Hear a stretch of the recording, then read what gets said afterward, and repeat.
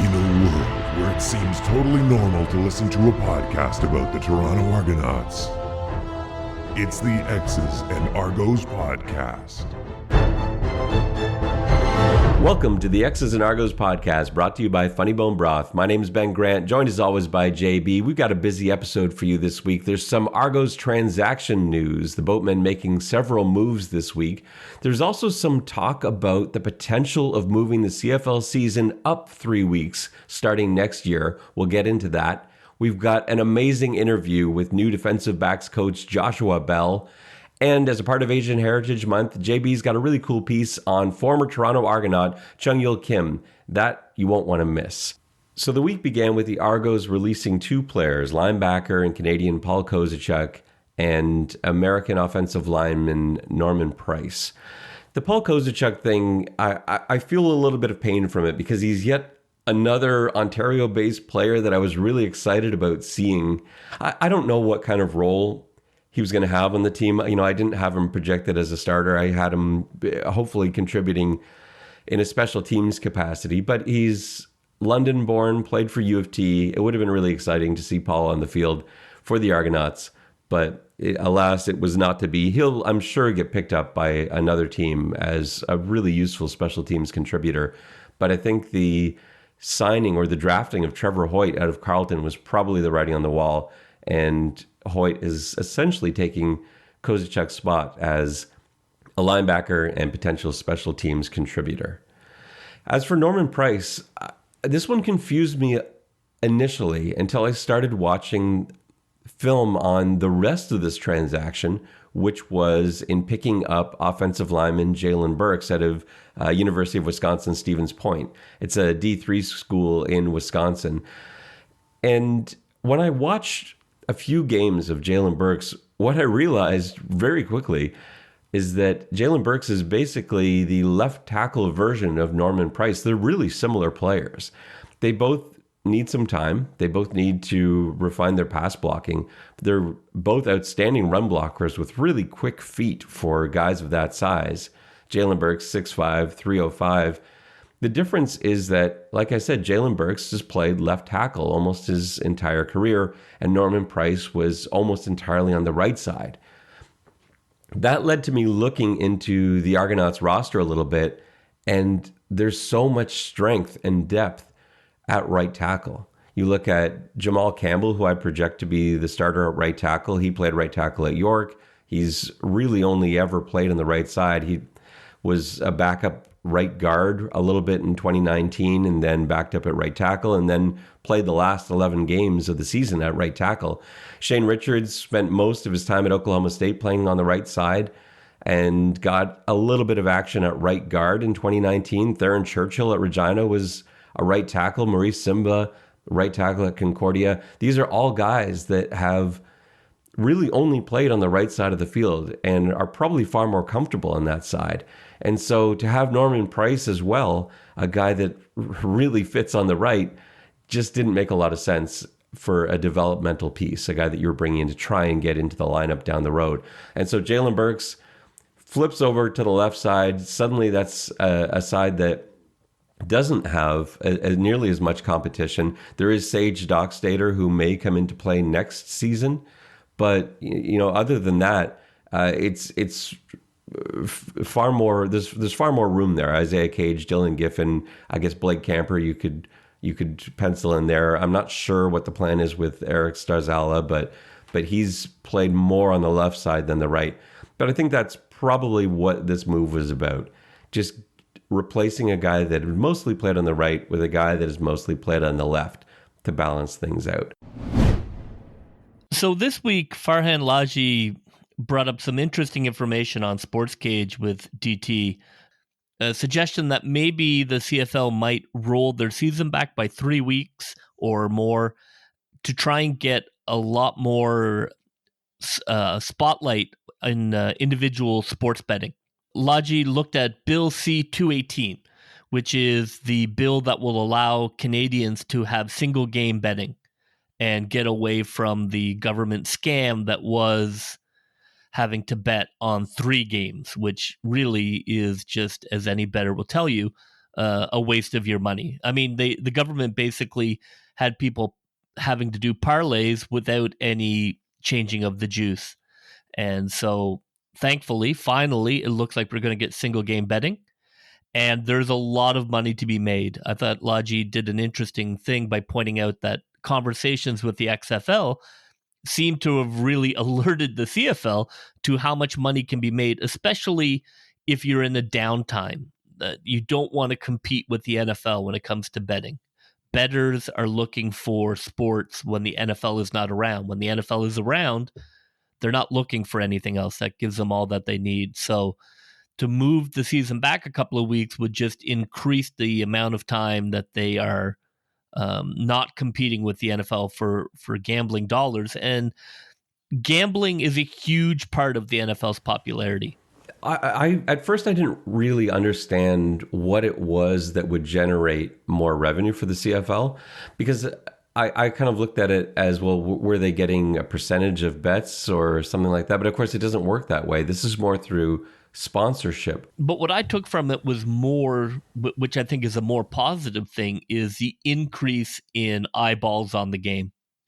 That with single game betting, you're going to have way more people who might potentially watch an Argos game because they've put money on the Argos to win. Hopefully they put their money on the Argos to win.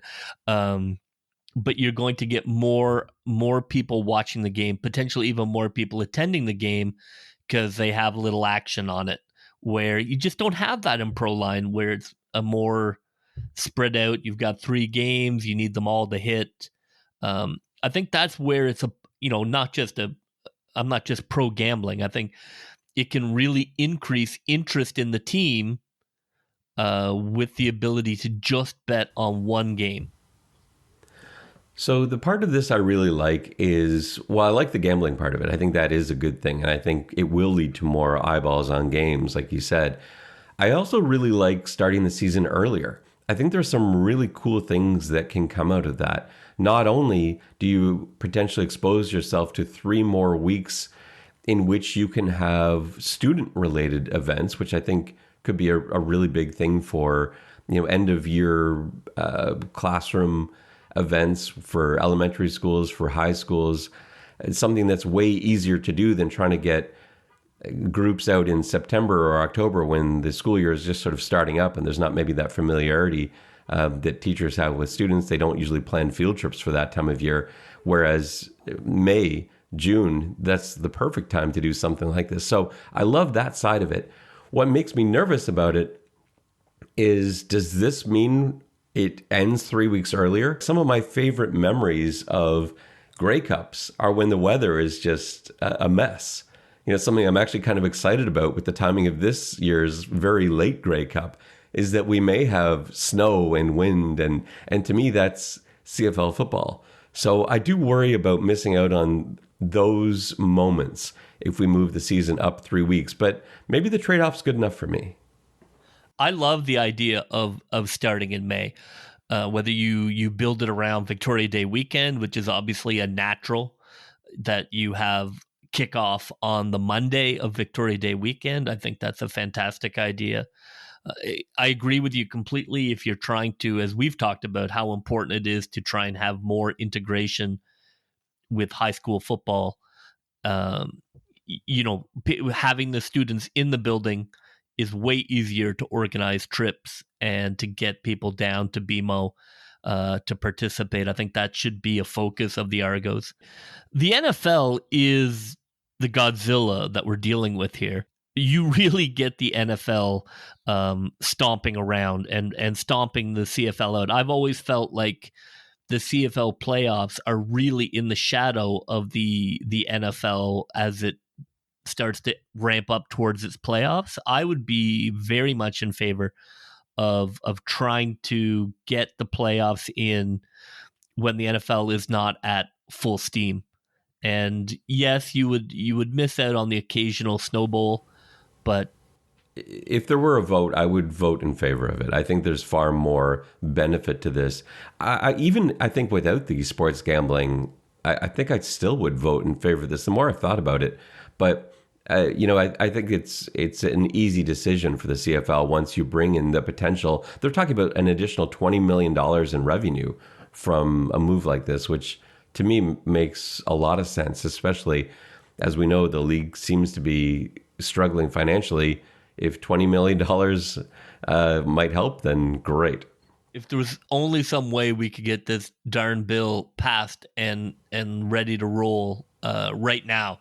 Yeah. Instead of next year, because that gambling money and that gambling interest will never be more important than it is right now.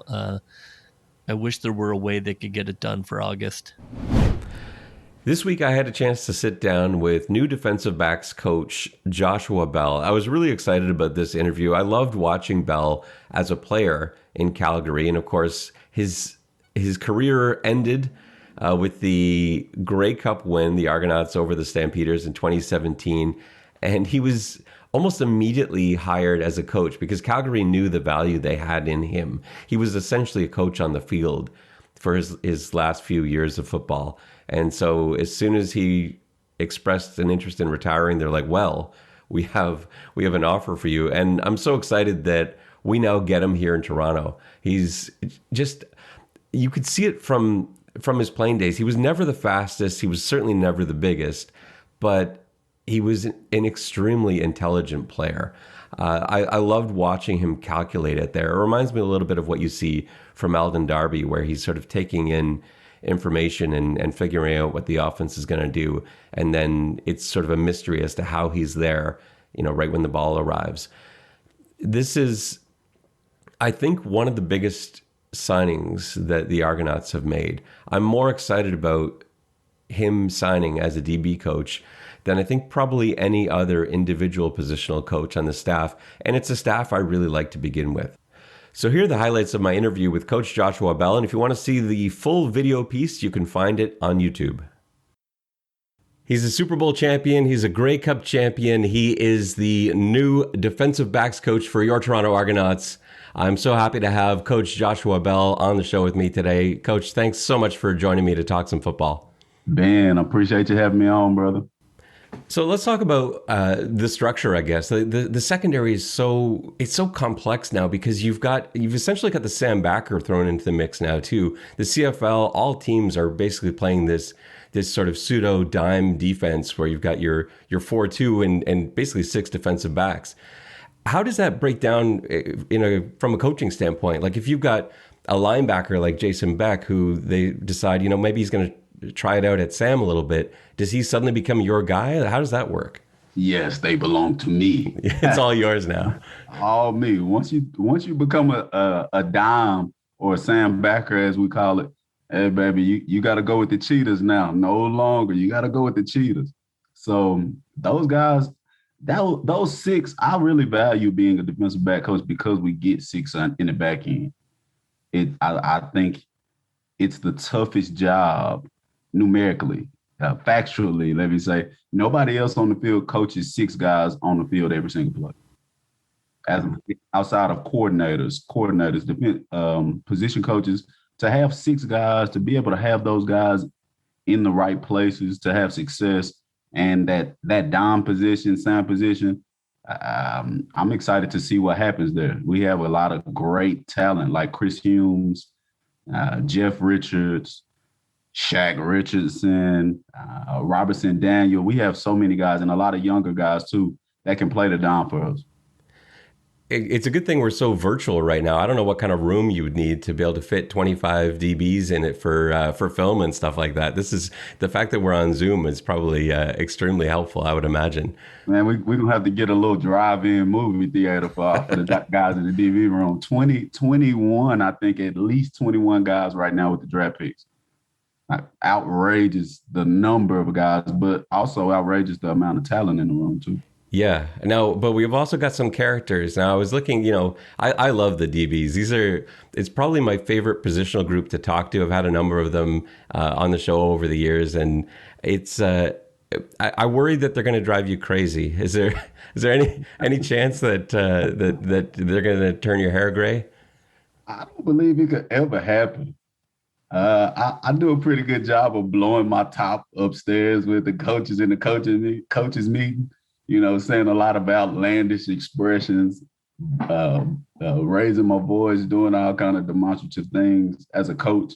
And when I get down in the room with the guys after my little outburst upstairs, I'm pretty cool, calm, and collected. I'm kind of the sniper as a coach, but also the enthusiast. I'm quick to be walking every step with the guys on the field. When I see an interception coming, I'm maybe, my little 22-inch vertical. I may be up in the air off of my feet with some little twinkle toes in me, or I'm running down the field with the guys. It's just a thing to do whatever you want to do as a coach.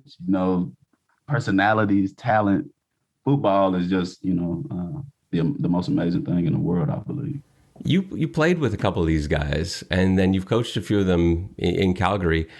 How do you draw that line? Because you're not a player anymore. It's not quite the same. And even if you want it to be, and you still want to be, want to be able to relate to these guys on the level of a friend, it's different because you're a coach now. How do you make that transition from teammate to coach? I don't believe in my own personal philosophy, I don't believe there's any difference. I believe the person that you are should always exude how you treat each other, and especially men, which is one reason why I love coaching at the professional level, is because I don't have to be any different than I was as a player. My first thing is when I talk to anybody, even coaching, with RD, with pinball, with the guys around me, I say, hey, talk to me how you would want to talk to yourself.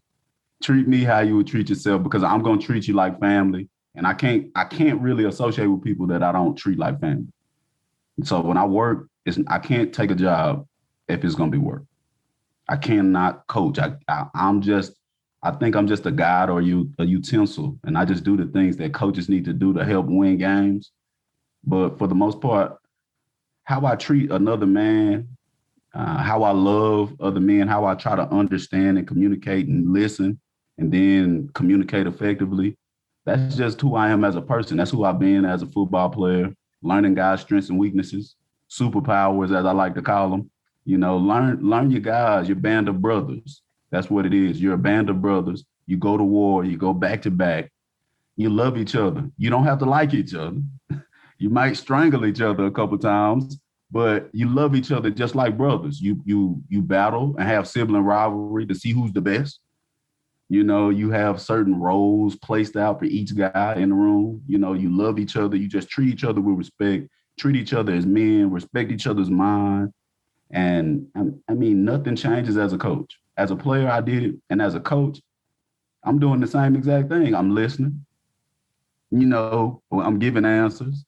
I'm saying no. I mean, if I don't like something, I'm saying, nah, bro, I don't like that. Don't, no. Or either if I do, I'm all right, whatever you want to do. It's still the same communication. It's still the same love that I've done as a player. And I don't separate the two. I do understand that we have hierarchy. I'm big on respecting hierarchy because the coach is the coach.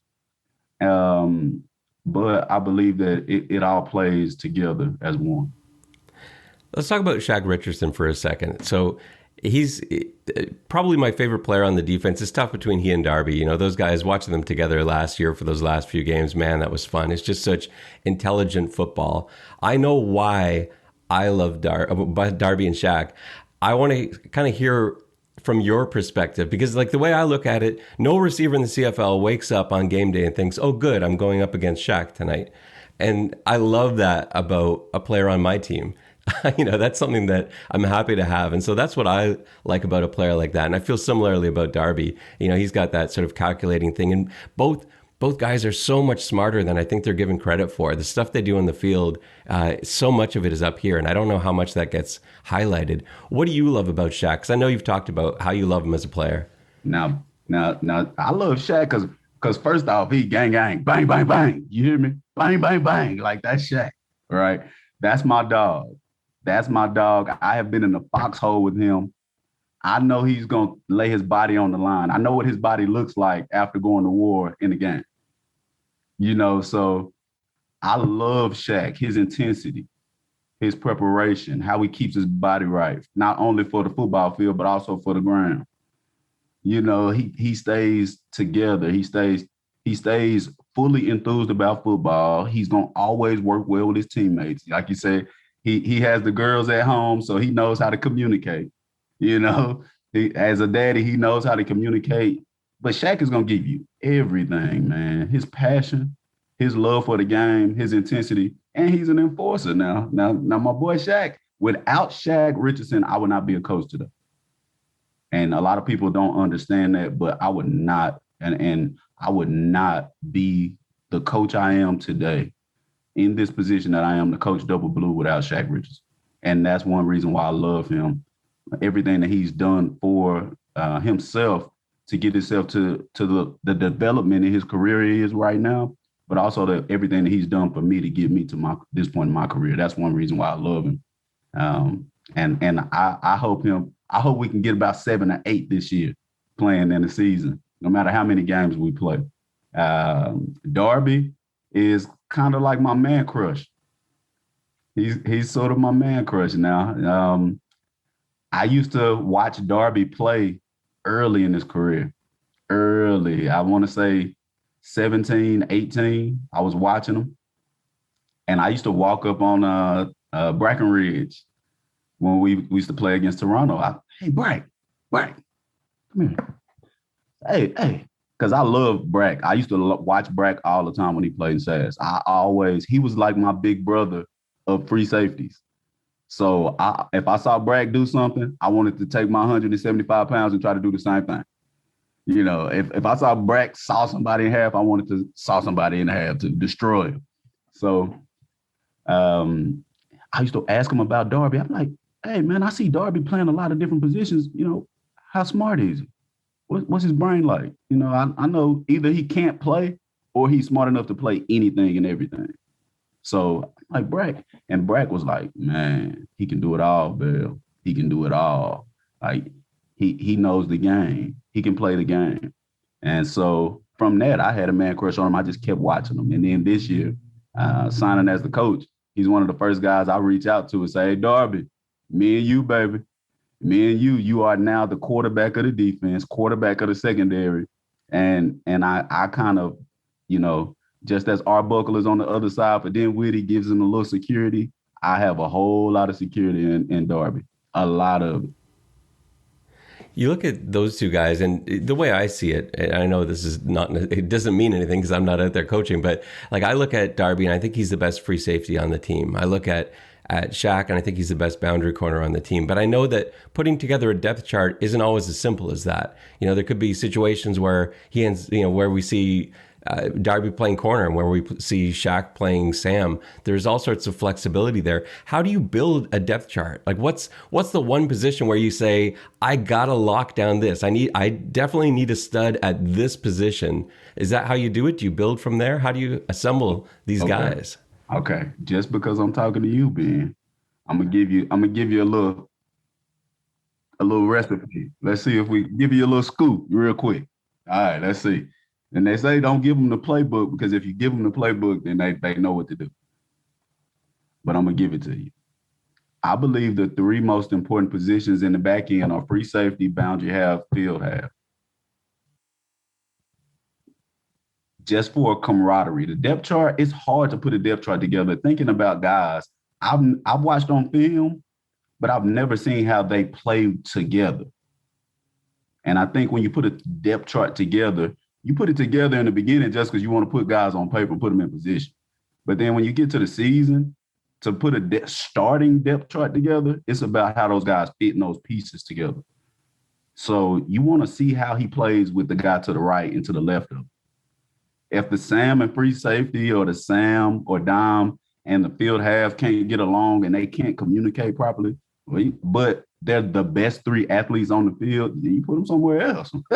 You put them somewhere else and put them in a position to be able to attack and be effective the way that you want them to be.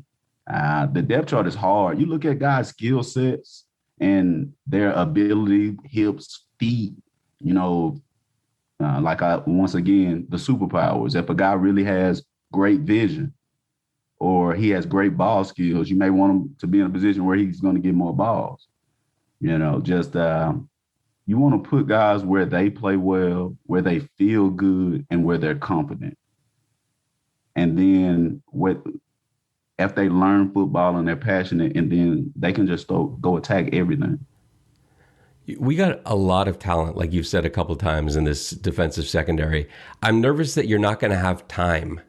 You're not going to have enough reps to see these guys, because you've got staples like Shaq and Darby, Robertson Daniel, Jeff Richards you talked about. But we've also got guys coming in that I really want to see, like Treston Deku, who, you know, I love his Oregon State film. James Sample looks amazing, his college film. Mike Tyson, I'm a Bearcats fan, so, you know, I got to watch a lot of him. Ermin Lane, I don't like Florida State, but, you know, these are like really good players. Yes, how are you gonna get a chance to look at them and give them an opportunity? As a coach, you want to be as fair as you can. You can't treat everybody equal, but you want to be fair to everybody. And nobody gets treated the same, but you want to be fair. So it'll be easy. And that's the easy thing for me as a position coach. The hard thing is for RD. Dinwiddie is the one that has to structure practice and say, man, we want to get a good look at all these guys. If we set up 20 reps in a period and I have 20 guys, that's my job, to get them as many reps as they can and get them prepared. The biggest thing is to not just get them more reps, but make the reps count as a coach, especially as a DB coach. Some guys need 10 reps to learn it. Some guys need 50. The hard part is getting those guys that need 50 reps to get it right in 25. Because the guys that get it right in 10, them getting 20 to 25 reps, they're getting real good. And these guys that need 50, it's my job to be the catalyst or the enzyme in their learning process. Getting them to be able to say, hey, well, that guy's a hell of an athlete. He can play, but he can't get it after 15 reps. That's my job.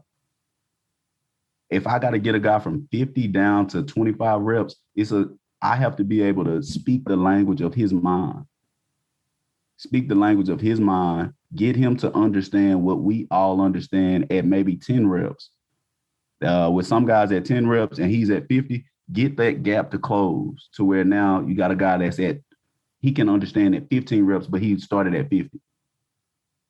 You know, and now you get guys that it's fair, and now guys can actually compete because they're on the same playing field. And I think that's the coach's job. So I look at this defensive roster, from the D-line to these great linebackers that we brought in to the defensive backs. I'm excited. And what I instinctively want to see, I want to see the front six in some sort of amoeba defense. I want to see fire zones and rolling cover twos and corner blitzes. And yet I keep hearing this word simplicity from Coach Dinwiddie and the coaching staff. I'm worried that it's just going to be cover three hold every play. What do we have in store for us in 2021 on this defensive side of the ball? Everything that you like, everything. We can do any and everything, but the way that we do it is simple.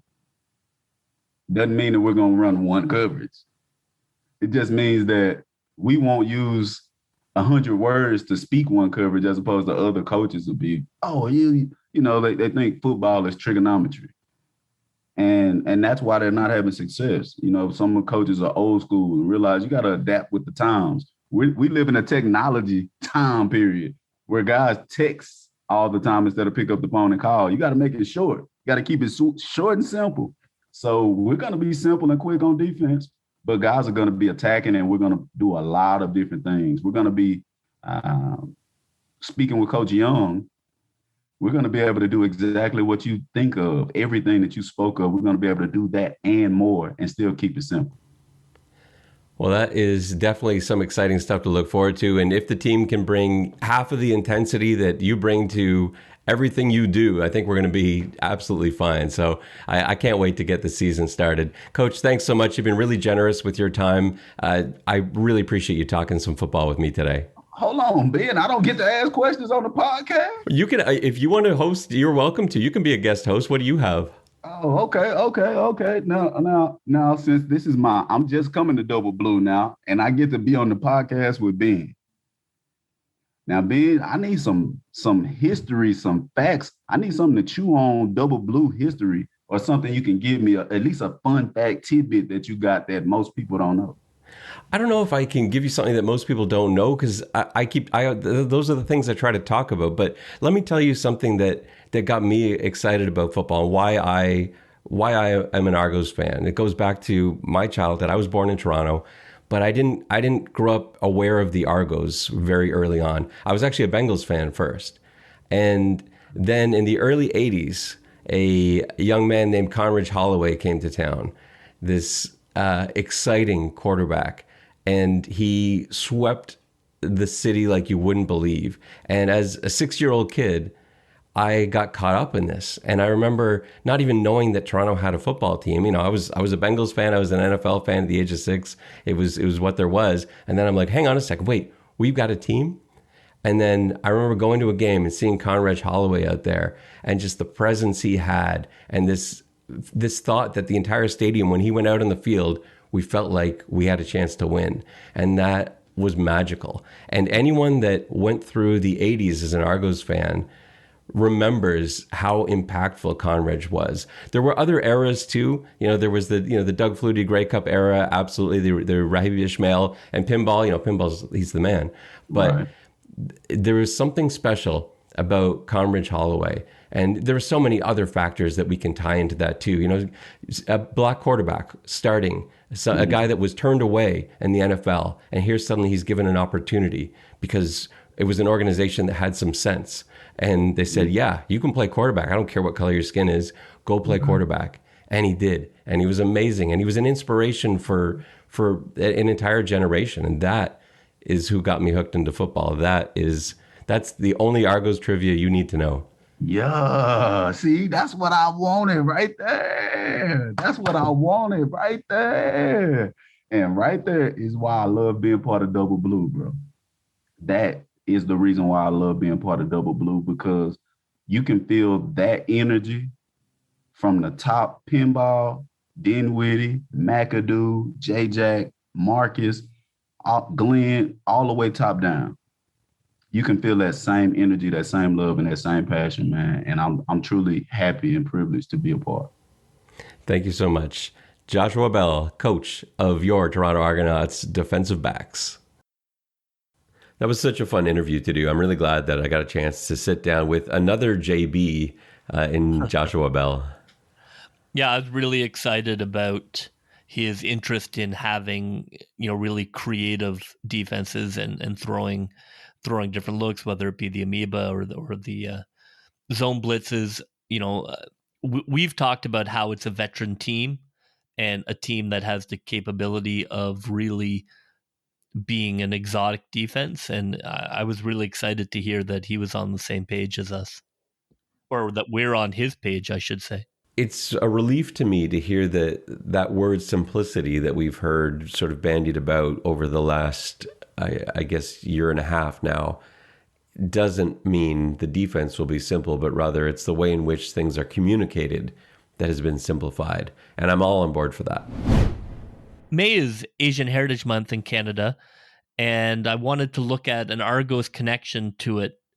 Football is a sport that I've often bragged about, especially at the high school level, that is incredibly inclusive. We provide the equipment, we provide the practice space. It is a sport that you do not have to have a lot of money to play. You do not have to have any football background. It's a sport that's available to anybody who would like to play at the high school level. And I'm really proud of that. I don't think football talks about it enough. But at the professional level, there still is a ways to go in terms of trying to diversify and have it be more inclusive and to celebrate lots of different cultures playing. And I think there are still biases in the league about who can play football and who can't, and who looks like a football player and who doesn't. And when looking at Asian Heritage Month, it becomes clear that a couple things come clear. One is that there are not a lot of Asian players who have played in the CFL and the NFL. And I don't think that's because there are not a lot of talented Asian football players. I think you're looking at there are probably some reasons about who decided who can get in and who doesn't. If you look at the NCAA, there seems to be an increase in the number of Asian players who are playing for elite programs, which is great to see. And in the NFL, you have the kicker, Young Oku, and Taylor Rapp, the receiver. So I think there is a growing sense of acceptance in the football community. I mean, it sounds weird to say, but that they're starting to get past their biases, but there's still a long way to go. And I just wanted a short shout out to Kim Jung-Yul, or as he would have played as Jung-Yul Kim, from the Toronto Argonauts. He only played for the Argos for a year, but he is a Toronto-based player, and I think that he should be celebrated if you look at his career. So he joined the CFL after having won the Vanier Cup with the Toronto Varsity Blues, not a thing that the Toronto Varsity Blues do very often anymore. So he is a Toronto resident. He was born in Korea, but he certainly is a Toronto guy, and he won the Vanier Cup with them as an offensive lineman, drafted in the 5th round by the Stampeders. Big part of the Stampeders, wins a Grey Cup with the Stampeders, and then his last year is with the Toronto Argonauts. And he is, I think a pretty amazing individual that we should look at, that he graduated with a degree in biology while he was playing football, that he's got on to some acting. Now, a lot of the roles involve being a large man, but still, I think that's an interesting side shot. He is now a member of the Toronto Police Force. Here's somebody who has had this amazing life and was an amazing football player, involved in the OVFL here in Etobicoke, and not really well known. Just not somebody that if people were to ask about, Jung-Yul Kim, people are like, who? And I'm not saying he's an all-star, but clearly he is a big-time football player, and I think it's important for these players to be celebrated because we need to get more people involved in football and more people feel like a part of the football family. So I wanted to give him a shout out for an amazing football career and everything that he's done in such a widespread manner. He seems to be a really fascinating individual, and a slight connection to the Argos. So, from an Argonaut perspective, let's try and get more Asian players in the mix. That's such a cool story. Like all the stuff that he's been involved with. And I think it's stuff that people just don't really know about. My hope is that we are, as you say, increasing our acceptance, sport wide. I look at the global draft this year, and there was a huge emphasis on players, especially coming out of Japan. The Argos, of course, drafting Toshiki Sato from Japan's X League. And in preparing for the global draft, I watched a lot of X League film. And like I said at the time, it's some really good football. So I expect this to continue, especially in the CFL. I wouldn't be surprised if the number of Japanese players in the CFL increases exponentially over the next 10 years. And I think that's a great thing for the sport. And I think it's a great thing for a sport that, like you said, really should pride itself on its accessibility and the diversity that comes from that. Well, that will just about do it for us on this episode of the X's and Argos podcast. As always, if you have a moment, please leave a review, help other Argos fans find where we are, rate and subscribe so our episodes show up right there on your phone. For JB, my name's Ben Grant saying so long, and may all your pre-snap reads be good ones. I'll see you. Go, Toronto Argos, go, go, go. Pull together, fight the